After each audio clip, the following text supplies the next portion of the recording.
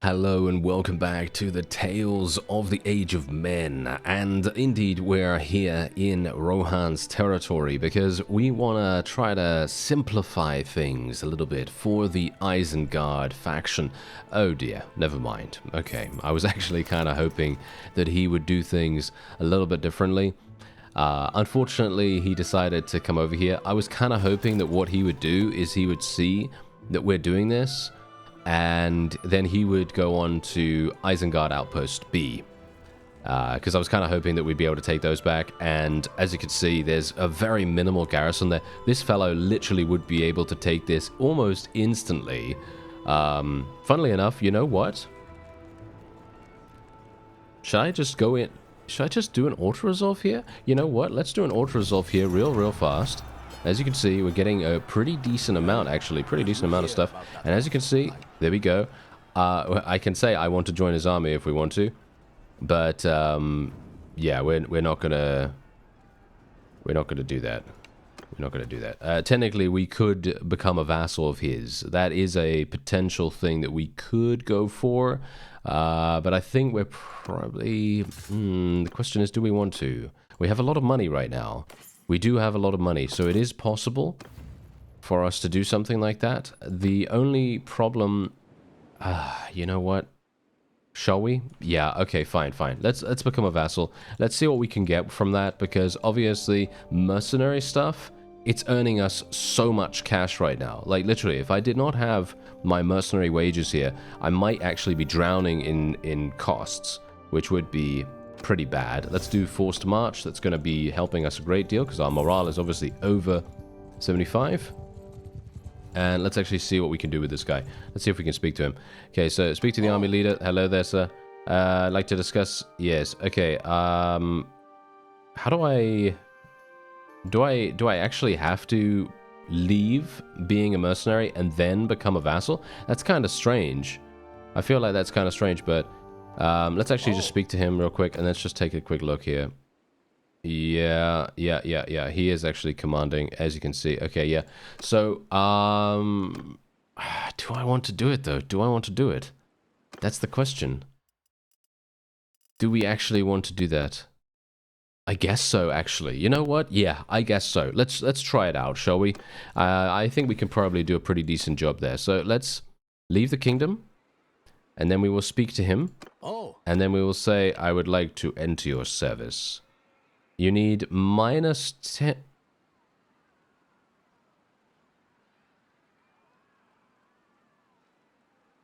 Why does he... Huh. I see.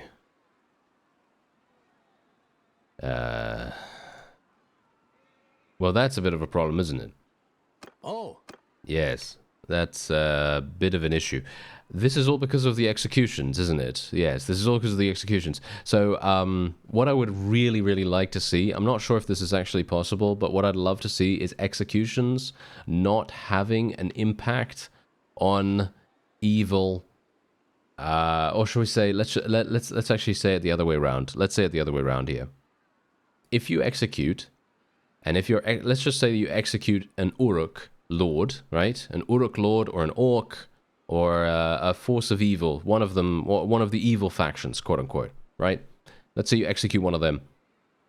I would like to see the good faction not be upset by that because you are killing an enemy of theirs, right?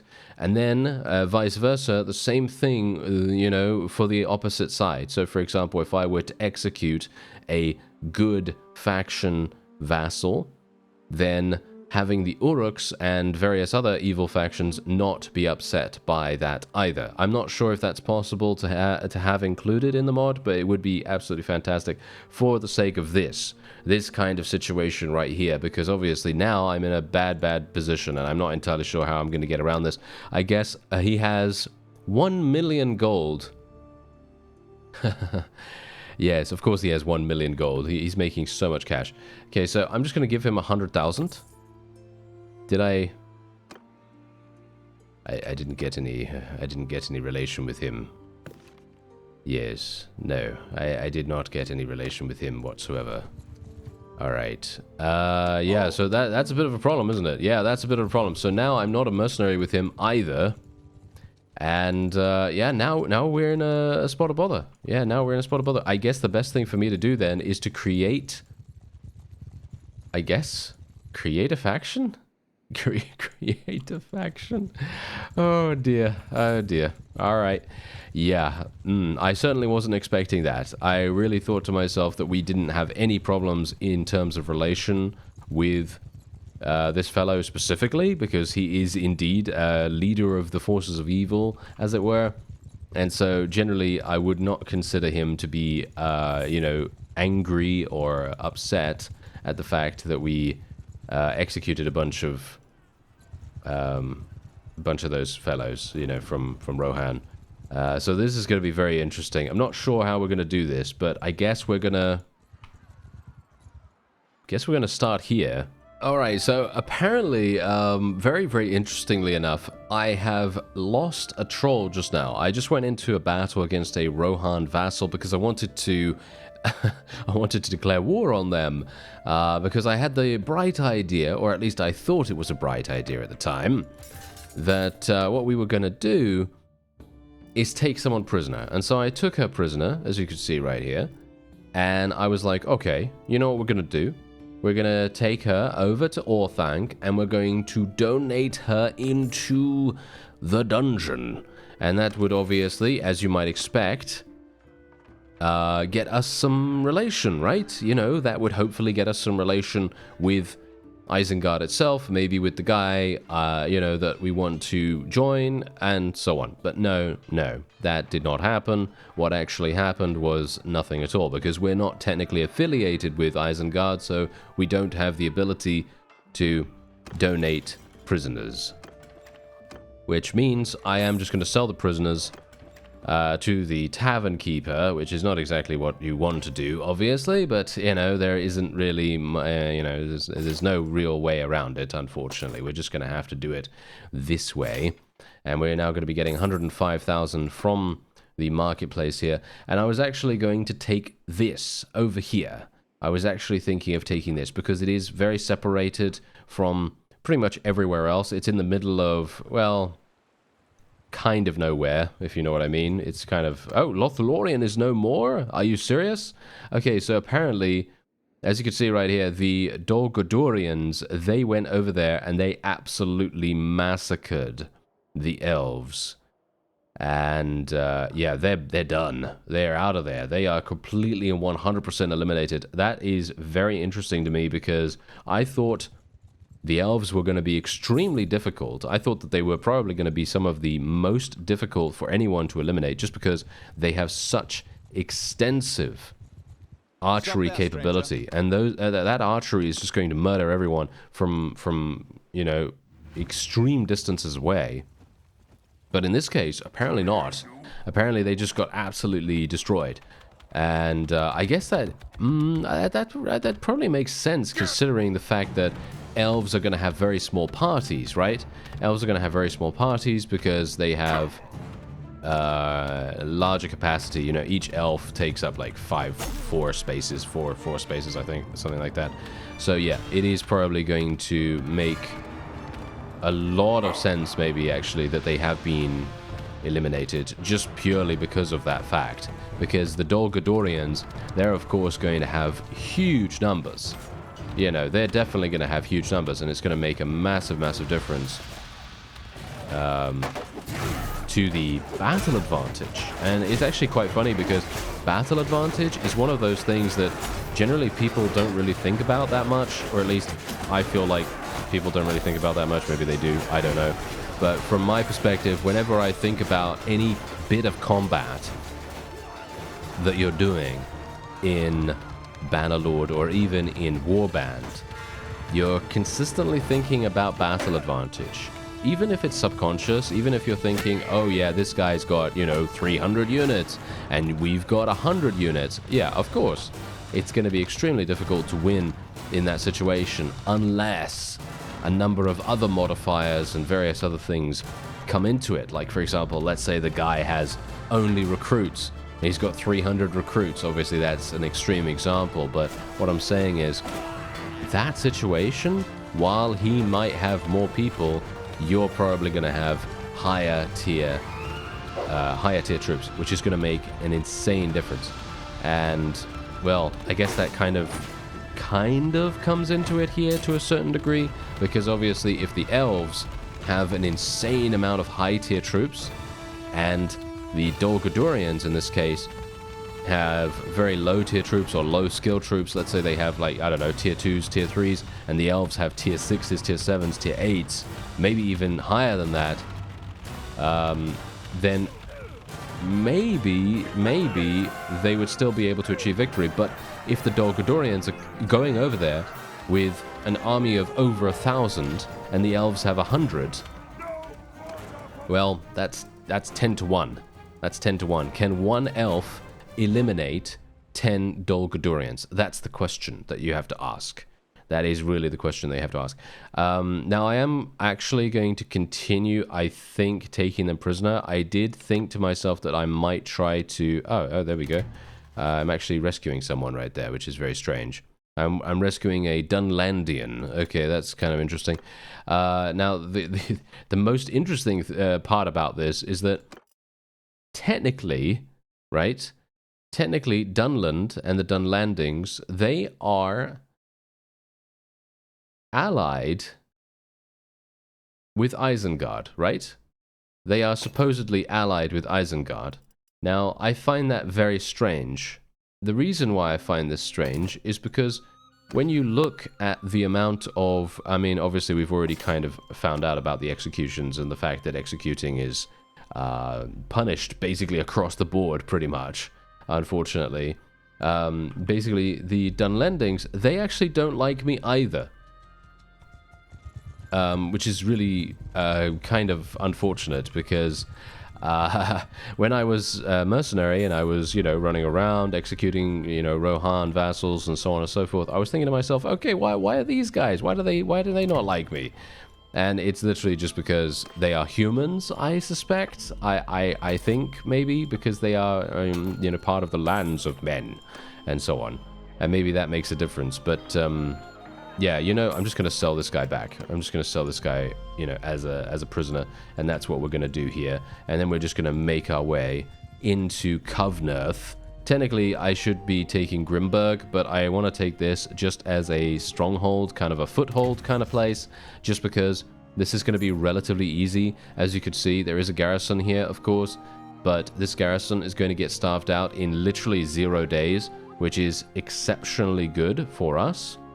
So all I'm really doing is just attacking a weak spot. I'm just attacking a weak spot right now, and hopefully that's going to make a big difference. Let's go for young and respectful here, 20% relationship with the same gender.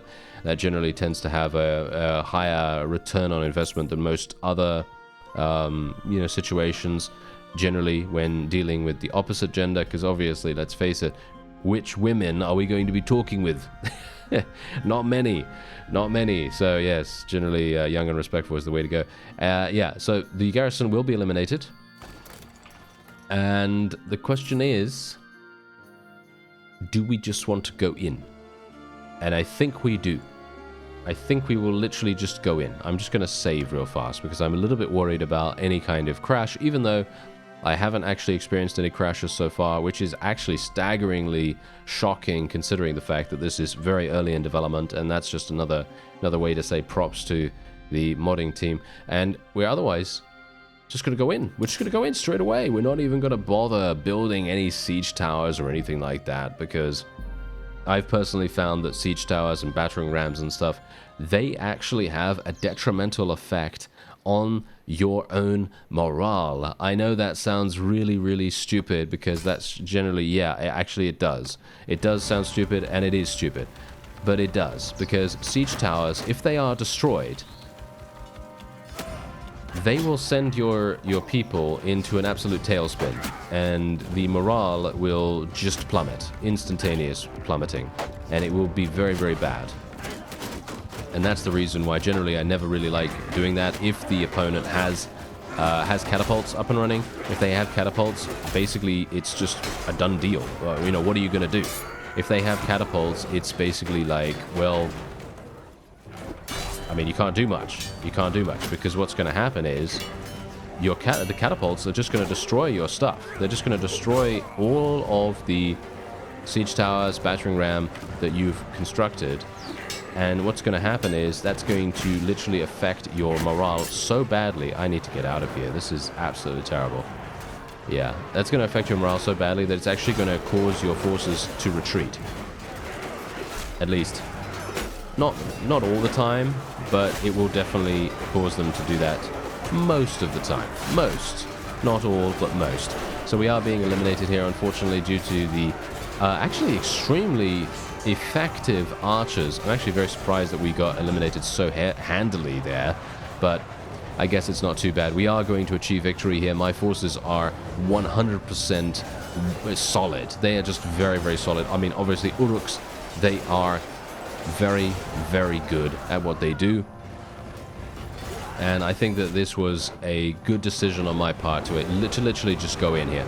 Because if I had spent the time building those siege towers, the battering ram and everything, I feel like we would have spent way too long just kind of milling about here and not really doing anything of note. But this way, at least we have a fief, and we can maybe make a couple of inroads in maybe joining someone else. I mean, it just very much depends. Let's see. Okay, we're actually getting a little bit of relation here with these guys. As you can see, we're actually look at the relation. Look at the relation. Look at that. Minus 86 with this guy. I mean, really, what? This is absolutely crazy. Why do we have minus 86? I don't know. Some of them are okay. Some of them have like neutral relation and stuff like that, and we're actually rescuing a huge amount of people, so much so that my charm skill is skyrocketing right now. Look at my charm skill. I'm actually extremely thankful that past me decided to get some more focus points in that thing, because it really is making a big difference now, isn't it? Yeah, that's really helping us out. So let's get some of these guys. Yeah, these fellows are basically pointless in my opinion. Do I want to get these? Not particularly, if I can help that. So I'm actually just going to leave them. We're probably going to be taking a look at the...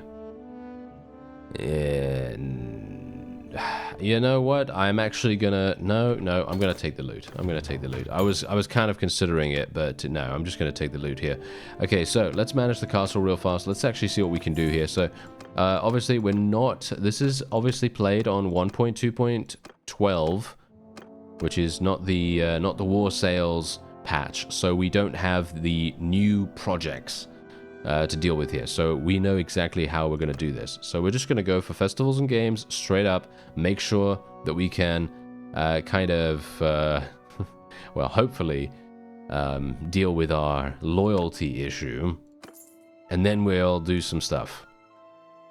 We'll try to, well, the security isn't even that bad, actually. Security is actually okay, but the owner culture is the problem, and the fact that it's starving is also an issue. But it is just a castle, so at the end of the day, maybe we don't have to worry too much about this, and we can maybe just move on straight away. Look at my charm skill, though. We literally just gained 2 perk points straight up. We're going to be going for Firebrand here because a +1 recruitment slot from rural notables means that you can recruit more noble units, more noble troop trees, so that's absolutely fantastic. Then we're also going to be going for... well, basically nothing here. I guess Slick Negotiator. Neither of these make any real big difference to us, so we're not really going to have to worry about that too much. And I think we're probably going to be putting our last point in charm skill. Yes, there you go. Another level up, I think, and then I should be able to get another attribute point in social too, which is really going to make a big difference. Okay, so Kovnath has now been taken, as you can see, and we are right there. Obviously, you have to bear in mind we are not actually clan tier 4 yet, so I cannot create a kingdom just yet. I wasn't planning on creating a kingdom. I actually wanted to be a vassal with Isengard, but obviously because we've been executing, apparently they did not like that for some reason, and so yes, we are now in this problematic situation. But that's okay. That's okay. We can probably do something pretty cool here. We might even be able to take Grimberg with very few problems, because 34 days. Okay, I kind of want them to sally out. That's what I kind of want right now. I kind of want them to sally out. If they sally out here, we will actually have a really good chance of achieving victory. It's just going to be a little bit dicey.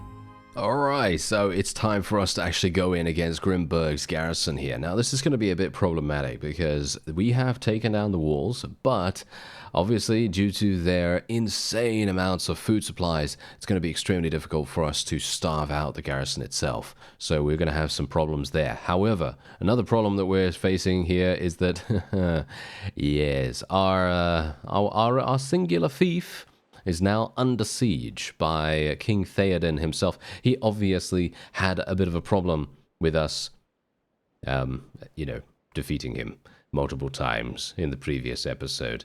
Funnily enough, I would like to execute him still. I'm not sure if that's actually even possible. Maybe it's not even possible, but I guess we'll find out.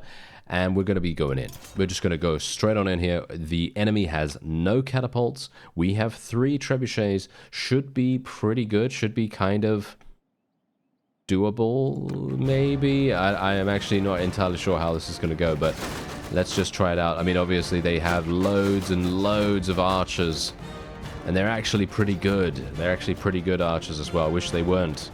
I wish they weren't good, but yes, they are actually very, very nice. Okay, let's see what we can do here.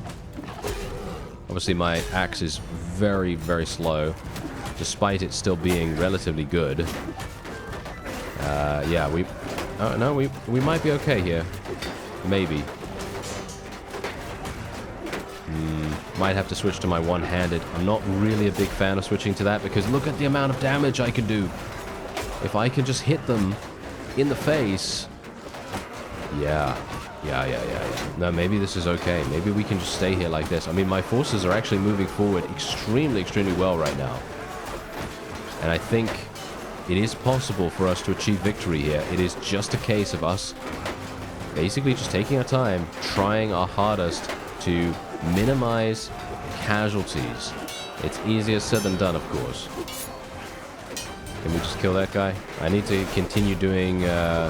overheads, unfortunately. Not something that I generally like doing all the time, but with our current situation, it's basically my only option here. Oh no, maybe not, maybe not. Oh yes, yes, horizontals are also going to work. Very nice.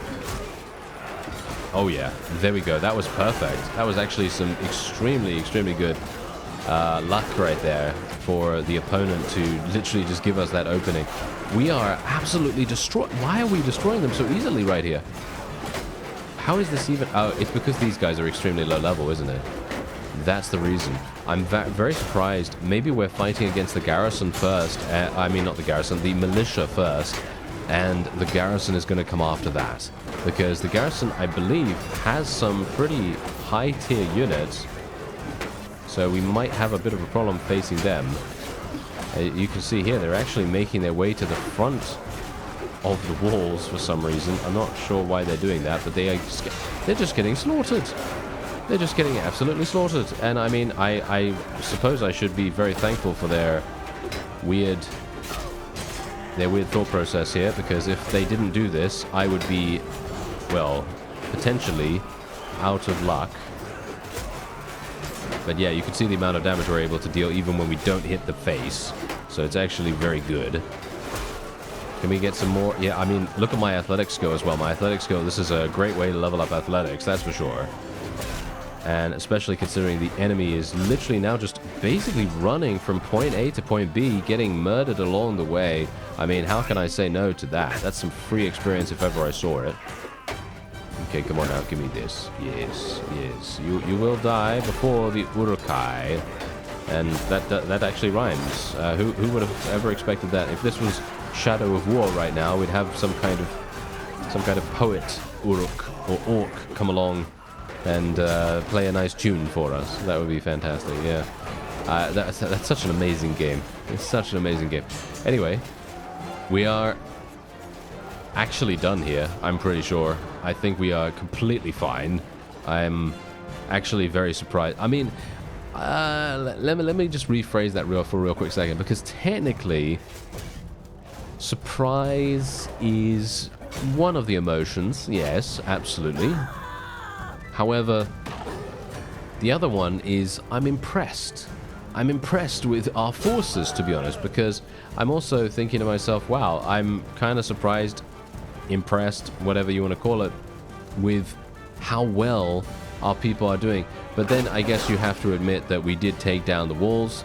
Taking down the walls does make a very, very big difference in the effectiveness of a particular defensive force, which does mean that the enemy has an extremely hard time dealing with any attacker, because we're immediately able to get on top of them and pound them as hard as we want. And it's very, very lucrative for us to do that. And despite the fact that they may not feel good about it, they know that this is the right way to go about things. You know, they know that we are meaning quite a bit of business, and we want to make sure that we top them as hard as possible, right? That is what we want. But the thing is with this, they are running. So maybe they don't want it as much as we thought. But I mean, to be fair, if we own the town, you know what they're going to get? They're going to get some great, great things. They're going to get gifts every single day in the form of being eaten. Maybe that's going to happen. I don't actually know. I know that we could do that in the last days, I believe. In the last days, it was actually possible to eat prisoners that you had captured, and it would give you meat, as far as I remember. I think it would. Anyway, let's. Oh, yes. Come on, can I get to 175? I would love to get to 175 in athletics. That would be amazing. I highly doubt it. I mean, I'm traveling pretty fast now. I gotta say, I'm actually really nice in regards to movement speed here. I'm feeling pretty good about that. Unfortunately, the enemy... Oh, we just got shot in the face. I just got shot by something. One of these guys, I guess. Nice. I doubt... Yeah, I'm doubting I'm going to be able to do anything here. But maybe we can get to 170 at least. Yeah, these guys are being a bit defensive now. Yeah, good on them. Good on them to be a bit defensive for once. Because they're about to be destroyed. Pretty badly, actually. It's actually very shocking that they have been completely eliminated here. I thought that they would be putting up a massive fight, and I thought we would have to retreat, to be honest. But this just goes to show that generally, if you take down the walls, you're probably going to have a pretty good time if you have decent-ish units. Obviously, I have decent-ish units right now. What's actually going on here? Seems like there's a bit of a problem. Huh. I'm not entirely sure what's going on in there, so I guess we'll just wait for a little bit and see what happens.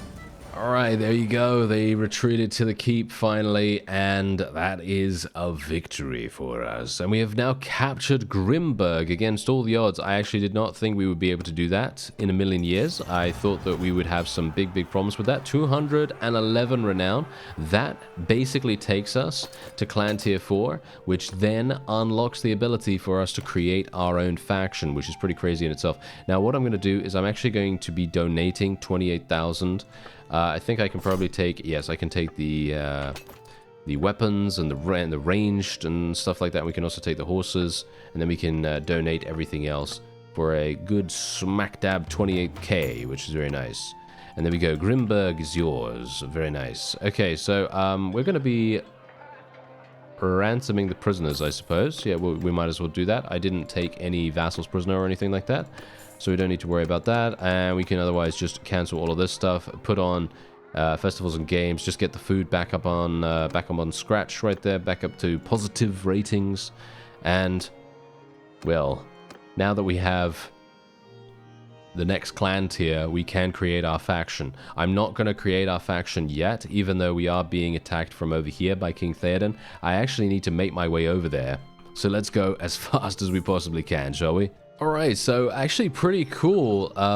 Funnily enough, look at this. I have just gone to the nearby village, which we own, by the way, and I've taken a look at what they have available for recruiting, and apparently they have Rohan units, Mordor units, Harad, and Mordor, and I think that's actually kind of it's kind of cool. That's kind of cool, nice variety. But yeah, you can see here, Theoden unfortunately is leading this army with an almighty 831.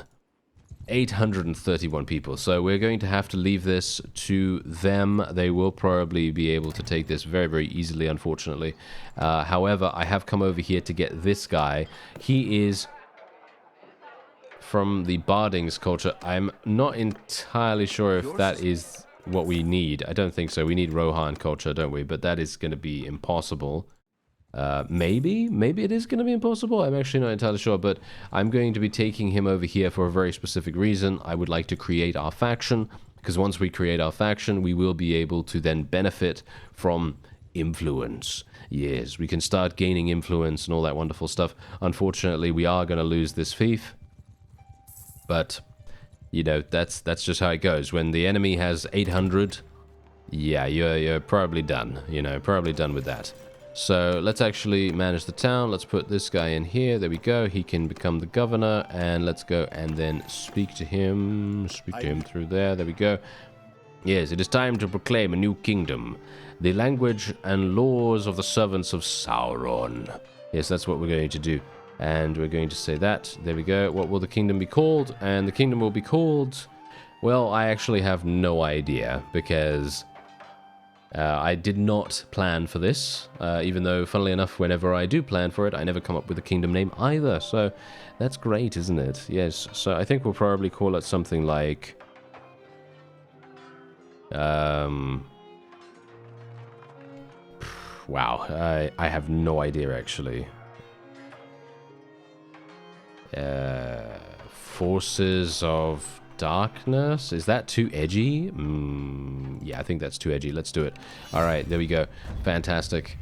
The Forces of Darkness. Yes. Even though, to be fair, that doesn't really help, you know, anyone to know what we're all about. I mean, we have, you know, nice, you know, bring your sweet treats to work days and, you know, all that wonderful stuff. Yeah, wait a minute. Why did he stop the siege and then go back into the siege? That's kind of strange. I'm not entirely sure why he would do that, but okay. Let's just go over to all these places. I'm literally just going to recruit from all these villages right now because I want to try to put people in the garrison. We've got no one in there, so I want to try to get as many people as possible. Oh, rebels in Mount Gundabad have rebelled against Thranduil. Okay, that is actually perfect. That's really, really good. Not for me specifically, but very, very good for whoever, because rebellion always spells disaster for whoever it is. You can see here, if we zoom out and we go all the way over to Mount Gundabad, you can see what's going on. Yeah, Mount Gundabad rebels have now taken the thing. That's exactly the reason why having a high loyalty really makes a huge difference. And it's one of those things that I always say, please get loyalty policies. Get those loyalty policies. They're really going to make a massive, massive difference. All right, so let's just place all of these in there, including the Mordor units as well. There we go. Only 38. I was kind of hoping for a little bit more. Yes, a little bit more than that, but never mind. Okay, let's actually see what's happening with Mr. Theoden. Oh, these guys actually like me right now? Why do they like me right now? Oh, it's because it's because I have actually started a faction now, so technically people are at war against us and all that stuff. Okay, yeah, that's absolutely fine. Oh, I see. Okay. So basically they decided to go for a joint effort. And they're now going for us with two different armies, which is absolutely wonderful. Love that, don't you? Yes, I absolutely love that. That's great. That means that our town is about to be besieged next too, which is definitely going to be very pleasant, isn't it? Yeah, that's going to be great. Okay, okay, yeah, that's not really going to do much. Technically, going to villages does seem to be more impactful.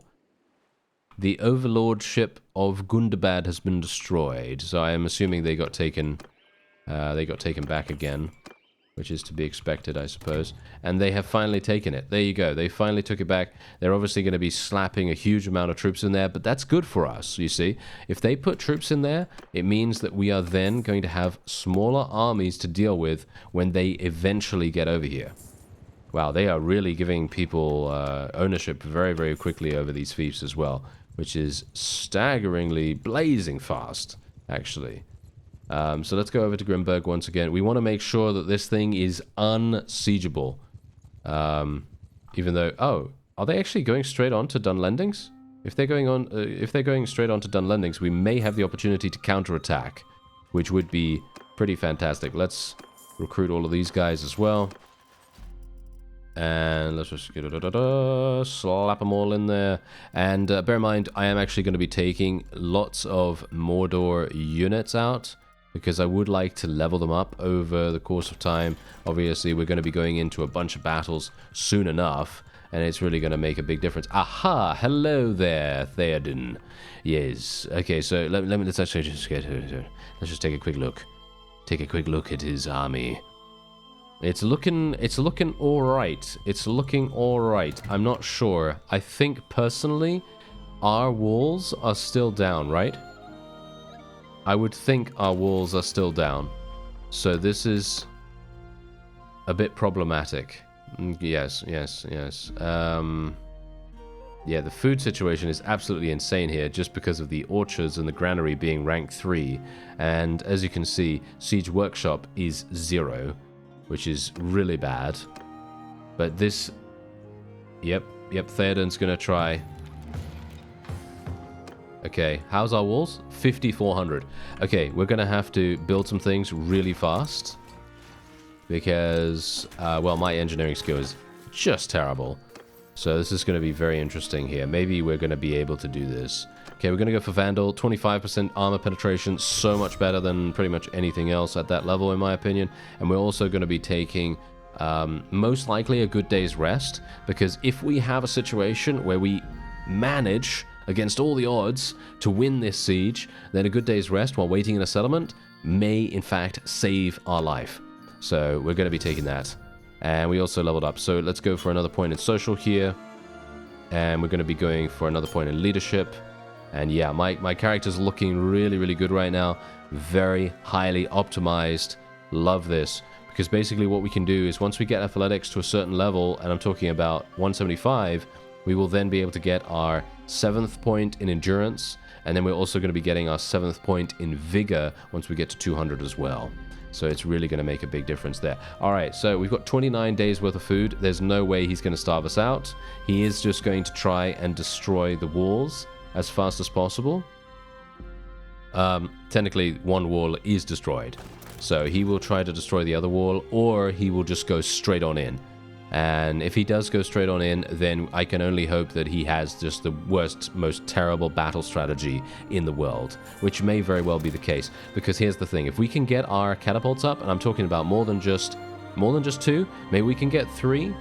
If we can get 3 catapults, then I'm thinking we'll probably achieve victory. I think we will probably... Yep, there we go. There's the 3rd catapult. I think we're probably going to be fine. He's more than likely going to be... Yep, there he is. Okay, he's going straight on in here now. I thought he would go in there as soon as that 2nd siege tower was up, or should we say the 1st siege tower was up, the 2nd piece of battle equipment as it is.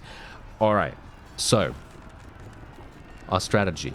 What is our strategy going to be when we go into the siege defense? Well, a lot of people don't know this, but basically... this is the strategy, all right? This is the secret. The secret is don't let them take the town, okay? Don't let them take the town. That is it. I'm obviously joking. Generally, yes, obviously that's the that's the objective. But the main thing to consider here is to try to destroy their siege equipment. If you can destroy their siege equipment, like I said, in the offense... they will more than likely just give up, basically.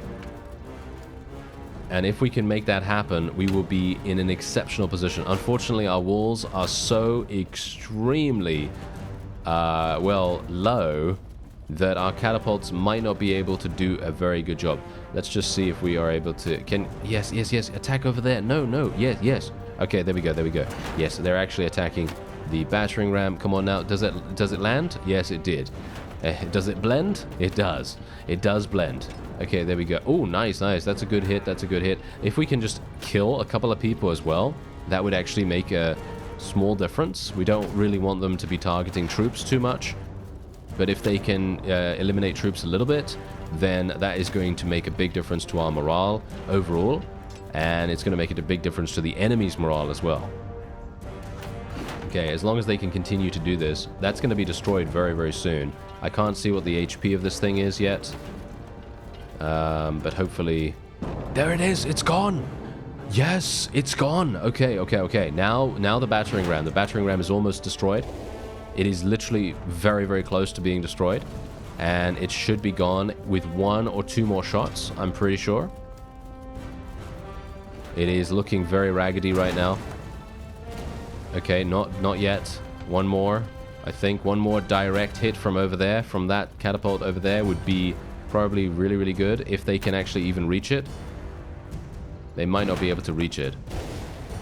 Oh dear. Okay, this might be a problem. I'm gonna get ready to throw these rocks. Oh dear. Yeah, they might not be able to do this from this angle. Nope, it's looking pretty bad, actually. Looking pretty bad right now. Yeah, this is bad. Oh, it was almost destroyed. Okay, oh, nice, damage. Oh, good damage, good damage. Okay, wait. Nice. Okay. Nice. Oh, I'm barely doing anything, basically. Yeah, look at that. It's not doing much. I'm doing good enough, but it's... I was hoping that my forces would do more than this. We need to destroy this before the gate goes down. Oh, I dropped some? I dropped it? Why did I drop that? Oh, it's because I got shot. Oh, they destroyed the gate. Oh, now I destroyed them. See, it's because I got shot. You see that? It's because I got shot. Okay, that is really, really bad. Maybe we're going to have... Oh, hello. Oh, yes. Nice. Look at that. Look at my throwing skill. Hilarious.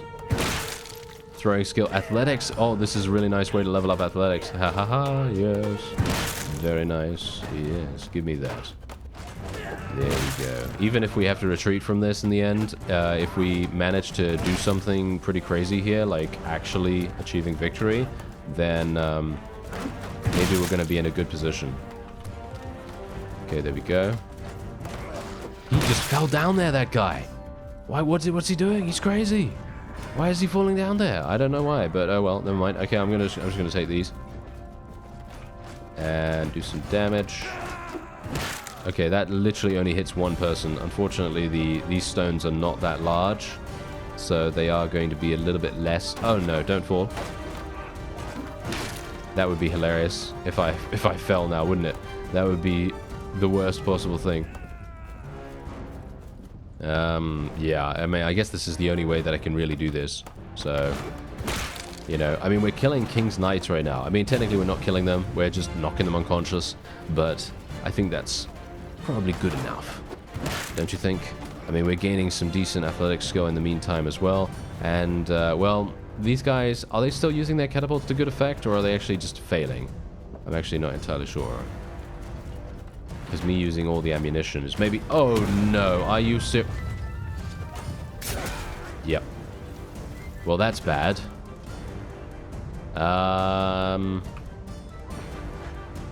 Technically, I could retreat. But I don't really want to do that. We might be okay, just purely from the fact that we have Uruks. And they don't. Because as you can tell, look at them. I actually feel pretty safe. I feel pretty safe right now. I feel pretty safe. Let's actually see. Oh, no, what's happening here? Oh, no, we're absolutely fine. I feel like we're actually okay. I don't even think we need to stay alive here. Look at how many enemies have been eliminated so far. We've eliminated 150. Bear in mind, he only has 500 people. I wouldn't be surprised if he tries to retreat. I actually would not be... There he goes. There's the retreat. Yep, like I thought. I called it. I called it right there. Instantaneous retreat, just because he knows he will not be able to break our lines. Our lines are solid. Absolutely solid. That's the reason why Uruks, fantastic units when it comes to literally just standing there and just preventing people from moving, basically. That is really, really good. Okay, so now we can basically take every single person prisoner. We are at And now that we have our own faction, yes, we can even take him prisoner as well. So we will be able to technically execute King Theoden himself, which technically I'm not really, I actually like him as a character, so technically I don't really want to do that, but because we are playing this kind of character in this series, that's what I'm generally going to do. So yeah, we'll probably do that. I'm not sure if we'll do that in this episode, but we'll see, because I'd like to sell everyone that we have right now. There we go. We defended ourselves. We defeated the attackers.